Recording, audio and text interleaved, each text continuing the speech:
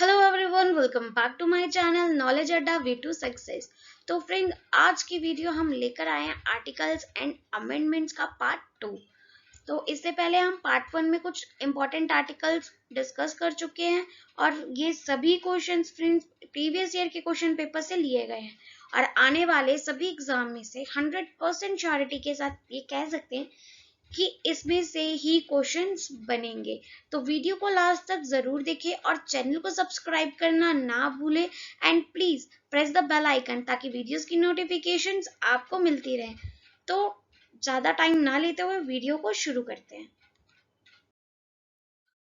तो फ्रेंड्स, जो first question है वो है which article of Indian constitution empowers the parliament to regulate right of citizenship.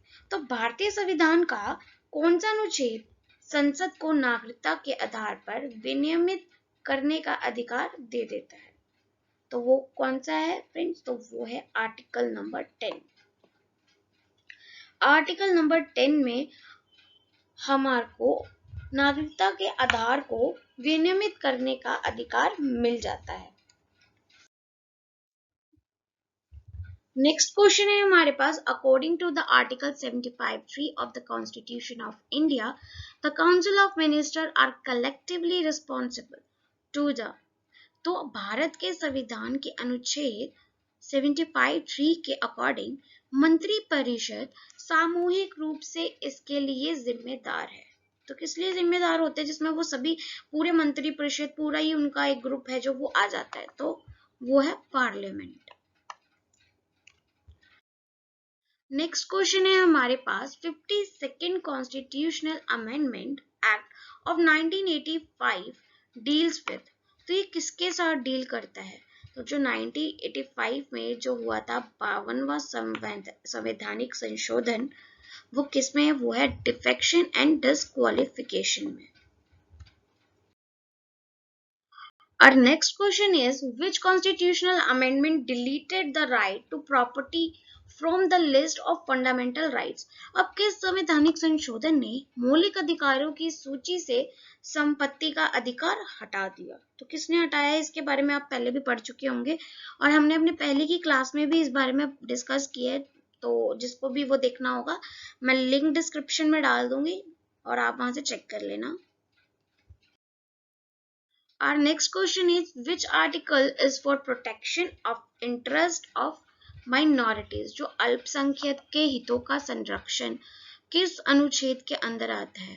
ठीक है, जो हमने पहले भी डिस्कस किया था, माइनॉरिटीज किसे बोला गया था? मुस्लिम को बोला गया था, क्योंकि जो उनकी आप कह सकते हैं रेशो है वो बहुत कम है, इसलिए उनको माइनॉरिटीज में रखा गया। और जो माइनॉरिटीज हैं उनको कुछ स्पेशल आप कह सकते हैं रिजर्वेशंस भी प्रोवाइड की जाती है। तो ये कौन से आर्टिकल में आता है? तो ये आता है आर्टिकल नंबर 29 में। नेक्स्ट क्वेश्चन है हमारे पास, by which constitutional amendment bill did the parliament lower the voting age from 21 to 18 years? तो कौन सा संशोधन हुआ था जिसके चलते जो वोट देने की एक आयु थी वो पहले 21 ईयर्स थी, उसके बाद जो वो संशोधन हुआ तो वो घटाकर 18 वर्ष की कर दी गई। तो फ्रेंड्स, वो कब की गई थी? वो की थी 61st अमेंडमेंट एक्ट में। तो जो हमारी वोटिंग एज है वो 18 हो गई थी। उससे पहले हमारी वोटिंग एज कितनी थी? तो वो थी 21। Our next question is, the national emergency in India declared by the President of India due to the external aggression or armed revolt through। Bharat में राष्ट्रीय आपातकाल की घोषणा बाहरी आक्रमण या सशस्त्र विद्रोह के कारण भारत के राष्ट्रपति द्वारा की गई। तो वो कौन से आर्टिकल के अंडर आता है? तो वो आता है फ्रेंड्स आर्टिकल नंबर 352 के। ठीक है, तो आप ये याद रखना। फ्रेंड्स, ये सारे क्वेश्चंस एग्जाम के पॉइंट ऑफ व्यू से बहुत ही ज्यादा इंपॉर्टेंट है, तो वीडियो को लास्ट तक देखिए। और जब हम क्वेश्चन बोलते हैं तब आप पढ़कर उसका आंसर भी दे सकते हैं और आप कमेंट में भी बता सकते हैं हमें। तो इसका नेक्स्ट हमारे पास है, under which article of the Indian constitution the decision of the Central Administrative Tribunal can be challenged in the Supreme Court. तो भारतीय संविधान के कौन से अनुच्छेद के तहत केंद्रीय प्रशासनिक न्यायाधिकरण के फैसले को उच्चतम न्यायालय में भी चुनौती दी जा सकती है? ठीक है, तो वो कौन से आर्टिकल के अंडर आता है? तो वो आता है आर्टिकल 323 के 3A के अंडर, जिसमें क्या हो सकता है, जो सेंट्रल एडमिनिस्ट्रेटिव होते हैं वो चैलेंज कर सकते हैं सुप्रीम कोर्ट में जाकर। नेक्स्ट क्वेश्चन है, which article of the Indian Constitution did Dr. B.R. Ambedkar terms as the heart of soul of the Indian Constitution? तो B.R. अम्बेडकर जी ने संविधान को हृदय और आत्मा कहा है, तो वो कौन से को कहा? तो वो किया, तो फ्रेंड्स ये चीज आप ध्यान रखेंगे कि वो बोला है आर्टिकल 32 को। ठीक है, तो इसमें एक और बात याद रखेंगे, अगर एग्जाम में ये क्वेश्चन आता है कि अकॉर्डिंग टू B.R. अम्बेडकर, तो कौन सा आर्टिकल होगा? तो होगा आर्टिकल नंबर 32। और अगर आपसे ये कहा जाए कि heart and soul of Indian constitution किसे कहा गया है, ठीक है, और वहां पे B.R. अम्बेडकर का जिक्र नहीं हो रहा, उनका नाम नहीं लिया गया है, तो क्या होगा? तो वो होगा प्रियम्बल, प्रस्तावना। प्रस्तावना को heart and soul of the Indian constitution कहा गया है। और B.R. अम्बेडकर के अकॉर्डिंग देखेंगे तो वो कौन सा होगा? Article number 32। ठीक है, ये दोनों बातें याद रखनी है।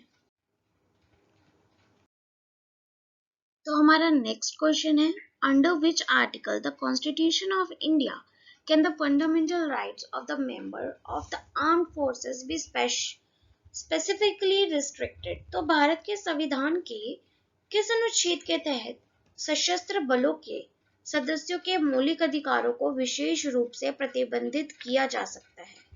तो वो कौन से आर्टिकल के अंडर आता है? तो फ्रेंड्स वो आता है article number 32, sorry article number, इसमें आता है आर्टिकल नंबर 33 के लिए आता है। ठीक है, ये आप ध्यान रखेंगे, जिसमें उनके जो मौलिक अधिकार हैं उनको भी प्रतिबंधित किया जा सकता है। Which article of the Indian Constitution provides for equal opportunities for all citizens in public employment? तो भारतीय संविधान का कौन सा लेख सार्वजनिक रोजगार में सभी नागरिकों के लिए समान अवसर प्रदान करता है? ठीक है, तो इसमें क्या होगा कि जितने भी सिटीजन्स हैं उनको एक जैसा मौका देगा सभी के लिए। अगर 100 लोग किसी चीज के लिए आगे आए हैं तो जितनी भी अपॉर्चुनिटीज होंगी, जितनी भी फैसिलिटीज होंगी, जो कुछ भी होगा वो उनको इक्वली दिया जाएगा। तो वो कौन से आर्टिकल के अंडर आता है? तो वो आता है आर्टिकल नंबर 16 में, जहां सभी को इक्वली ऑल सिटीजन्स को एम्प्लॉयमेंट दिया जाएगा। नेक्स्ट है हमारे पास, under which article of the constitution can an individual move to the supreme court directly in case of any violation of fundamental rights? तो इसमें कहा गया है कि मौलिक अधिकारों को किसी भी उल्लंघन के मामले में सीधे सुप्रीम कोर्ट तक ले जाया जा सकता है। अगर कोई भी हार्म पहुंचाता है आपके फंडामेंटल राइट्स को, तो आपके पास ये आपको ये राइट दिया जाता है कि आप सुप्रीम कोर्ट तक जा सकते हैं। ठीक है, वो कौन से आर्टिकल के अंडर आता है? तो आता है आर्टिकल नंबर 32। ठीक है, नेक्स्ट क्वेश्चन देख लेते हैं। नेक्स्ट क्वेश्चन है हमारे पास, which article of the Indian constitution directs the state government to organise village panchayat? तो अब इसमें हमसे क्या पूछा गया है कि राज्य सरकारों को ग्राम पंचायतों को व्यवस्थित करने का निर्देश दिया जाता है, वो किस आर्टिकल के अंडर आता है? तो फ्रेंड्स वो आता है article number 40। How many times was the preamble of the constitution amended? जो संविधान का की प्रस्तावना है, जिसे सोल ऑफ द कॉन्स्टिट्यूशन और हार्ट ऑफ द कॉन्स्टिट्यूशन भी कहा जाता है, उसमें कितनी बार अमेंडमेंट किए जा चुके हैं, कितनी बार वो अमेंड हो चुके हैं? तो फ्रेंड्स वो होगा वंस, सिर्फ एक ही बार अमेंड हुआ था, ये याद रखेंगे आप। ठीक है, अब बात कर, ठीक है, तो उसमें क्या है कि कौन सा अमेंडमेंट था? ये था 42nd। ठीक है, ये बात ध्यान रखेंगे कि जो पहला अमेंडमेंट हुआ था, मतलब एक ही अमेंडमेंट हुआ था, वो था 42nd। और कब हुआ था ये? तो ये हुआ था 1976 में। ठीक है, और कौन कौन सी बातें हैं जो हमारे को याद रखनी है? वो याद कर रखनी है कि इसमें 3 शब्द नए जोड़े गए थे। वो कौन कौन से थे? समाजवादी, पंथ निरपेक्ष और अखंडता। फिर से रिपीट कर लेते हैं, कौन से 3 वर्ड्स थे जो इसमें ऐड हुए थे 42nd अमेंडमेंट में, जब प्रियम्बल में हुआ था? समाजवादी, पंथ निरपेक्ष एंड अखंडता। ठीक है, ये याद रखेंगे। The election commission is established under the article। तो चुनाव आयोग की स्थापना कौन से अनुच्छेद के तहत की जाती है? आर्टिकल नंबर 355, 324, 256 और 320। तो कौन से की जाती है? तो ये की जाती है आर्टिकल नंबर 324। इलेक्शन से रिलेटेड जितनी भी चीजें होती हैं वो आती हैं आर्टिकल नंबर 324 के अंडर। नेक्स्ट है हमारे पास, which article of the Indian constitution defines the duties of the chief ministers. तो भारतीय संविधान का कौन सा अनुच्छेद मुख्यमंत्री के कर्तव्यों को परिभाषित करता है? तो कौन सा करता है? वो करता है आर्टिकल नंबर 164, जिसमें मुख्यमंत्रियों से रिलेटेड चीफ मिनिस्टर्स हैं जो, उनसे रिलेटेड जितनी भी चीजें आती है वो सभी इसी आर्टिकल के अंडर आती हैं। जैसे कि हमने आपको पहले भी बताया था कि सारे क्वेश्चंस एग्जाम्स के लिए बहुत ही इंपॉर्टेंट है, तो वीडियो को लास्ट तक देखें और आप आने वाले एग्जाम्स में भी देखेंगे कि इसमें से क्वेश्चंस बनेंगे। ठीक है, तो अब हम नेक्स्ट क्वेश्चन देख लेते हैं। तो फ्रेंड्स, हमारा नेक्स्ट क्वेश्चन है, the 73rd constitutional amendment act is related to. 73वां संवैधानिक संशोधन अधिनियम किससे संबंधित है? तो वो फ्रेंड्स रिलेट करता है हमारा पंचायत राज से। ठीक है, तो हमारा नेक्स्ट क्वेश्चन है, which article of the constitution deals with removal dismissal of the civil servant. तो संविधान का कौन सा अनुच्छेद सिविल सेवक को हटाने से संबंधित है? मतलब कि उस आर्टिकल के अकॉर्डिंग अगर कोई सिविल सर्वेंट है, कोई सिविल सर्विसेज में कोई है किसी हायर पोस्ट पे, तो हम उस आर्टिकल के अंडर अगर वो कुछ गलत कर रहा है तो हम उसकी कंप्लेंट कर सकते हैं और उसको उसकी सीट से भी हटा सकते हैं। तो वो कौन से आर्टिकल के अंडर आता है? तो वो आता है आर्टिकल नंबर 311, 311। नेक्स्ट है हमारे पास, which state was formed after the amendment of article 239A and 240। जो 239A और 240 अमेंडमेंट हुआ था उसके बाद एक राज्य का गठन हुआ था। तो आपको उसमें से आंसर देना है कि इन चारों में से वो कौन सा राज्य था। ठीक है, आप अपना आंसर जो आप हमारे को कमेंट बॉक्स में लिखकर बताएंगे, उसके बाद हम आपको बताएंगे किसने कौन सा करेक्ट आंसर दिया है। Our next question is, which among the following articles came into force on 26 November 1949, the day of the Indian Constitution was adopted? तो 26 जनवरी 1949 को निम्नलिखित में से कौन सा अनुच्छेद लागू हुआ जिस दिन भारतीय संविधान को अपनाया गया? तो कौन सा संविधान फ्रेंड्स हुआ था? तो वो हुआ था आर्टिकल नंबर 388। सॉरी, कौन सा संविधान नहीं, कौन सा आर्टिकल था? तो वो होगा article number 388। An amendment of the constitution में बी इनिशिएटेड। संविधान का संशोधन शुरू किया जा सकता है। ये मतलब क्या चीज था, क्या चीज आया इसमें? तो इसमें था by the introduction of a bill in either house of parliament. ठीक है, इसके लिए क्या था? संविधान का संशोधन शुरू किया जा सकता है। नेक्स्ट है हमारे पास, 7th schedule of the constitution of India deals with. Bharat के संविधान की 7वीं अनुसूची से संबंधित है। इनमें से कौन सी चीज है जो 7th हमारा जो शेड्यूल है उससे रिलेट करता है? तो फर्स्ट हमको ऑप्शन गिवन है, allocation of seats in the council of states Our next option is distribution of power between the union and the states. The next one is power and authority of the municipalities. And the last option is powers of the governor of the state. तो इसका जो correct option होगा वो होगा आपका distribution of power between the union and states. ठीक है, ये ऑप्शन नंबर 2 इसका करेक्ट ऑप्शन होगा।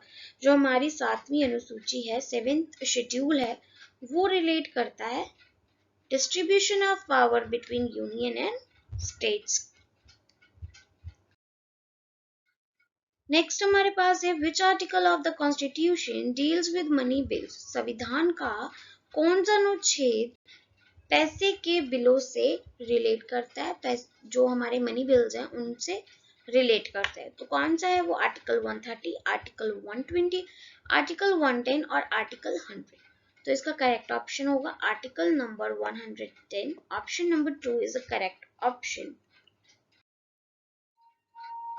नेक्स्ट है हमारे पास which one of the following schedules of the constitution of India contains provisions regarding anti defection act.